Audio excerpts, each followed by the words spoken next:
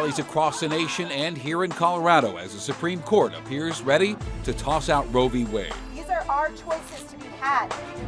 Our bodies, our choices, our survival. Tonight, we're taking you 360 in depth on this important issue, including what could come next for the Supreme Court and what it would mean for Coloradans. In a state like Colorado, it stands to actually mobilize both sides of the debate. Plus, the question on a lot of minds tonight, who leaked the draft opinion? This could have short-circuited that process.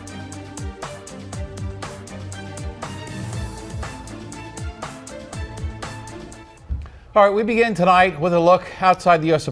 Supreme Court building, quiet for the first time in 24 hours. These are some of the large crowds gathered there protesting its preliminary decision to overturn Roe v. Wade. And we are seeing this across the country after that draft opinion was leaked to Politico. Here in Colorado, multiple rallies were held outside our Capitol in support of abortion rights. Now, not every gathering today has been in support of abortion rights. There also were rallies today celebrating the court's possible decision. Chief Justice John Roberts confirms this leaked draft is authentic and an investigation is underway to identify the source. Now, the High Court has not made an official ruling. That official ruling will come this summer. And in the meantime, we are taking you 360 in depth, bringing you different perspectives on this important, deeply divisive issue. We're going to begin with Denver 7's Rob Harris asking experts what comes next. Yes, and as you've been stressing, Shannon, this is not yet an official ruling from the Supreme Court, but the court has confirmed the authenticity of this draft. So with that said, we want to dive into two overarching questions coming through tonight. First, could this ruling lead to the overturn of other court decisions like same-sex marriage? And if so, what could that mean for Colorado? To help us answer these questions, we talked to two experts, Jennifer Hendricks, a professor of law at the University of Colorado, and Joshua Wilson, a professor of political science at the University of Denver. So question one, could this ruling lead to the overturning of other Supreme Court decisions? Both of our experts say yes. The right to abortion is part of a modern edifice of constitutional rights that are usually sort of grouped under the general concept of the right to privacy. The original modern case in that line was a case called Griswold versus Connecticut, which struck down the criminalization of contraception. And also that is the same line of cases that protects the right to marry, which includes both Loving, the interracial marriage case, and Obergefell, the same-sex marriage case. The foundation for all of those precedents has been yanked out. Some on Twitter are correctly pointing out that Justice Alito in this draft opinion specifically says it's not intended to go after decisions other than abortion. But our experts say that's not how Supreme Court decisions operate in the real world. He tries to cordon off what he's arguing and to say this only applies to Roe and can't apply to other fundamental rights. That's not the way that law works. Future lawyers in future cases can use the same sorts of arguments that he's laying out here to go after other established fundamental rights. Now to question two. What could this mean for same-sex couples married in Colorado? In some ways, that remains to be seen. Colorado voters in 2006 approved a constitutional amendment that defined marriage as being between one man and one woman. But a U.S. District Court struck down that ban in 2014, about a year before the Supreme Court decision in Obergefell v. Hodges, which legalized same-sex marriage across the country. Because the District Court's decision leaned on the federal Constitution, Professor Hendricks says an overturn of the Supreme Court's decision could resurrect state bans, including Colorado's. In that sense, Colorado would need to act affirmatively to protect the right to same-sex marriage if there were, if Obergefell were overruled.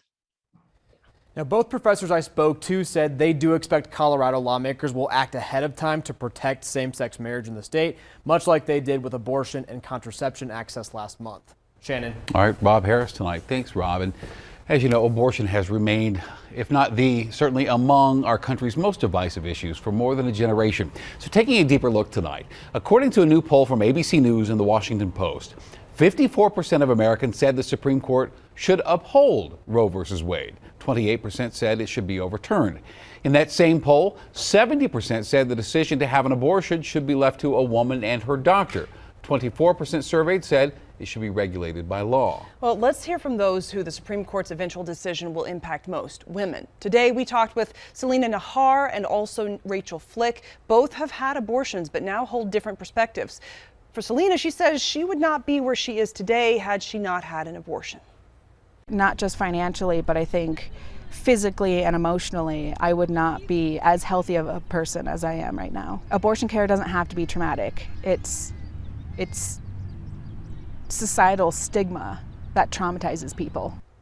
On the flip side, Rachel tells us she regrets having an abortion and does not believe she had the, quote, moral authority to take a life. I made that decision really early in the pregnancy. I think I was trying to run from my consequences, from the experience. I had made the choice to end a life, and I did that pretty deliberately, honestly. But I thought it was worth it for the future that I wanted.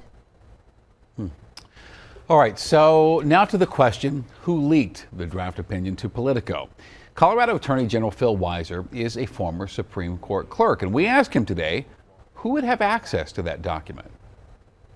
At the Supreme Court, the norm is, in addition to each justice, a single law clerk would work on the case, and you'd obviously have some staff member who might be administrative assistant.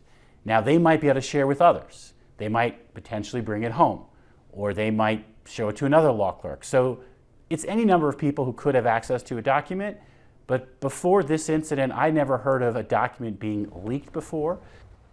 And Weiser calls this leak extremely damaging for the Supreme Court, adding that it could short-circuit the court's process. Now, no matter who leaked this draft opinion, certainly not going to help the already eroding trust in the Supreme Court. Taking a closer look tonight, a Pew Research poll in January found 54% of Americans held a favorable opinion of the High Court. Now, that's down from 70% in August of 2020. On the other side, 44% of Americans reported having an unfavorable view of the court, and that's up from 29% 18 months before. And looking ahead, this is happening during an important political year. The November midterms will decide which party runs the House and the Senate. Democrats control both chambers right now, with Republicans poised to shift the balance of power. Seth Maskett is a political science professor at DU. He tells Denver 7 that overturning Roe v. Wade could provide motivation for Democratic voters. This could really bring them to the polls, the idea that, that they're about to lose a right that they have thought they had and that many people have fought for decades. As for Republican voters, Maskett says the Supreme Court's decision could bring a mixed bag. Republican voters are actually quite mixed in their views on whether Roe v. Wade should be overturned. So this could actually divide Republican voters. Some could be very surprised by this and a little shocked. We don't actually know what that would do for their midterm votes. So much reaction to this bombshell from the Supreme Court. You can catch up on our 360 coverage right now over on thedenverchannel.com.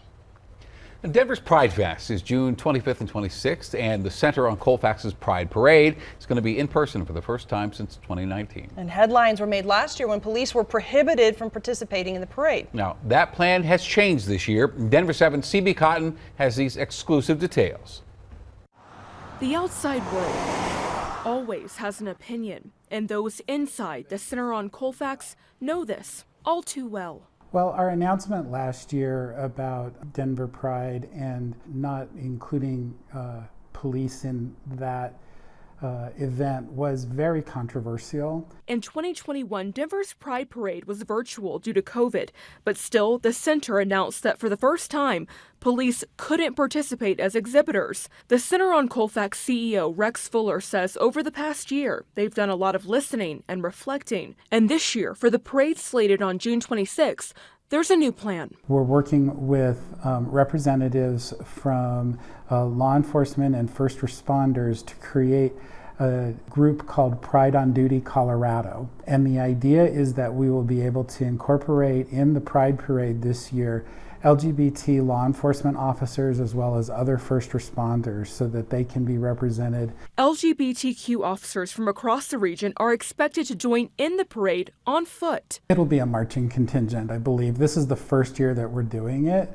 I think what's also exciting is that the Pride on Duty group also wants to provide year-round support for LGBT officers and first responders. Fuller knows this concept won't make everyone happy. Many police officers were really hurt and were offended by the decision. The center said last year's move was to stand in solidarity against, quote, police violence aimed at the Black community. The center also cited the history of the LGBTQ civil rights movement. The Pride movement really started in reaction to the Stonewall riot back in 1969, which was a riot that came from police harassment of the LGBT community. But a new year, a new decision, and Fuller says the center is striving for inclusion. We've tried to come to the best compromise that we can that would represent the most perspectives of what we heard throughout the past year. We reached out to several officers who identify as LGBTQ for this story, but none were available this evening. I was able to speak with one Denver police officer who plans on participating in this year's Pride Parade, and he says he's very excited for this public display of two parts of his life. In the newsroom, I'm CB Cotton, Denver 7. All right, thank you, CB. The Stanley Cup playoffs have arrived in Denver. Tonight, the best in the West Avs are squaring off against the Nashville Predators in Game 1 at Ball Arena.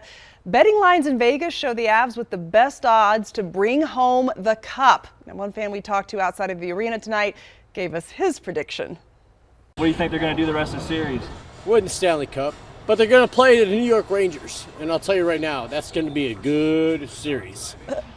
All right, it has been 21 years since the Avs last hoisted the cup. Lionel will tell us how they are doing in Game 1 coming up in sports. Scattered showers and not as cold tonight with the cool, damp day on tap for tomorrow. Then we have some very warm weather on the way following this cold front. I'll have your forecast coming up. Calling it a career. I like for my students to know the stories. The stories of history are the stories of our lives. A teacher retiring after more than 40 years of educating Denver's youngest and brightest. Plus, caught on camera, a porch pirate targets a North Denver home.